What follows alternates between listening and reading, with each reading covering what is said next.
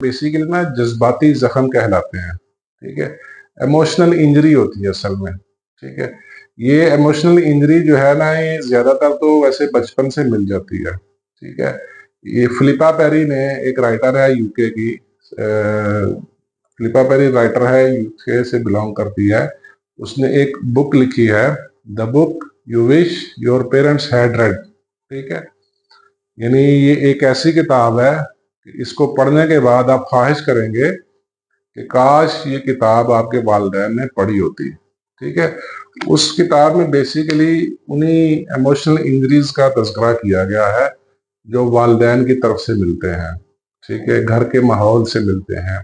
वो बुलिंग की शक्ल में हो सकता है, ठीक है, वो रिजेक्शन की शक्ल में हो सकते हैं, ठीक है, और बार बार क्रिटिसिज्म की शक्ल में हो सकते हैं, आपकी बातों पे, आपकी हरकतों पे, आपकी सोचों पे, ठीक है। तो ये चीजें नतीजतन क्या करती हैं, लो सेल्फ स्टीम प्रोड्यूस करती हैं, ठीक है।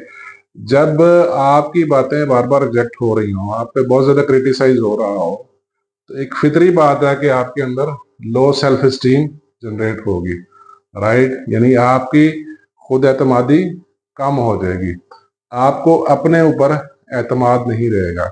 उसकी वजह यह है कि इंसान के साथ जो कुछ भी होता है उसकी एक फीलिंग जरूर आती है, ठीक है। यानी आपके सामने जो भी वाकया हुआ है, जो भी इवेंट हुआ है, जो कुछ भी आपके साथ हुआ है, चाहे आपकी कोई राय ही रिजेक्ट हुई है, उस एक्शन के अगेंस्ट आपका एक रिएक्शन जरूर आता है, और वो रिएक्शन आपकी फीलिंग कहलाती है, ठीक है। जाहिर है अगर आपकी बात बार बार रिजेक्ट हो रही है, आप बार बार ज़ेरे अताब हैं, बार बार तनकीद का निशाना बन रहे हैं, ठीक है, तो डेफिनेटली रिएक्शन के तौर पर आपकी सेल्फ एस्टीम लो होगी, खुद एतमादी आपकी डाउन होगी। और ये जो खुद एतमादी है ना, आपका एक बुरा इमेज आपके अंदर डेवलप कर देती है, ठीक है।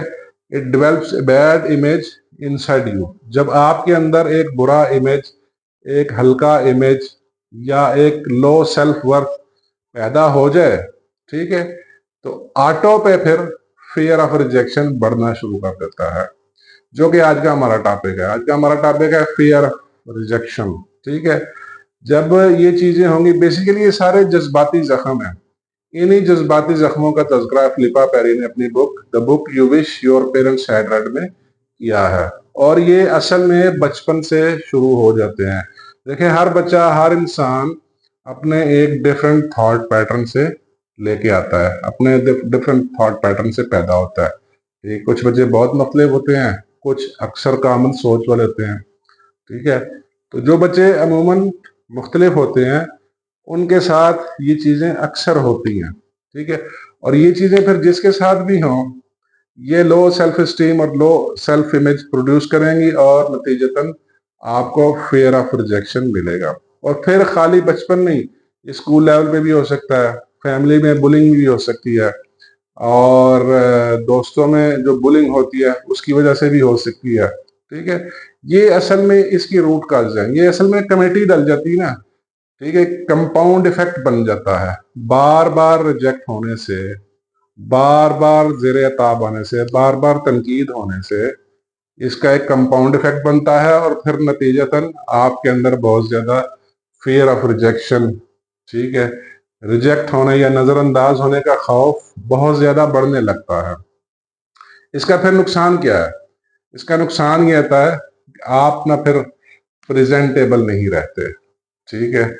आप प्रेजेंटेबल नहीं रहेंगे, आप फिर जुर्रत नहीं करेंगे, आपके अंदर खौफ बहुत ज्यादा होगा, और आप कहेंगे मैं जहां भी जाऊंगा बात करूंगा, मेरी बात को एक्सेप्ट नहीं किया जाएगा तो लोग मेरे ऊपर हंस देंगे, ठीक है। इससे ये होगा। अच्छा, फिर इसके और